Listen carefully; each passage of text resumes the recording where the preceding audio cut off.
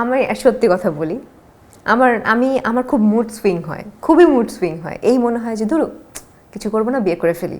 এই মনে হয় যে না, এখন আমার বিয়ের বয়স হয়নি, এখন বিয়ে কেন করবো, এখন আমার কাজের বয়স, কাজ করে যাব, তারপরে বিয়ের পরে পরে দেখা যাবে। আবার মাঝে মাঝে মনে হয় ধরো কিছুই করবো না, আমি চলে যাই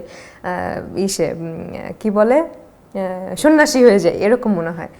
সো আফটার অল আমি যেহেতু আমার মায়ের ইচ্ছা কিংবা মায়ের জেদের কারণেই আমি এই পর্যন্ত এসেছি, সো আমি আমার মায়ের ইচ্ছাটা পূরণ করতে চাই যে না, তোমার কাজ করতে হবে, ভালো কাজ করতে হবে। আর প্রেম যদিও করো, কাজে হ্যাম্পার করে কখনো করো না। বাট আমার কাছে মনে হয় প্রেম কিংবা কাজ কখনো একসাথে ব্যালেন্স করা যায় না। হয় তোমাকে প্রেম করতে হবে, মনোযোগ দিয়ে প্রেম করতে হবে, নাহলে তোমাকে কাজ করতে হবে, মনোযোগ দিয়ে কাজ করতে হবে। সো আমি যেহেতু কাজ করতে চাই, আপাতত প্রেমটা সাইডে রেখেছি। প্রেম পরে তুমি আসো আমার জীবনে, আগে কাজ করি।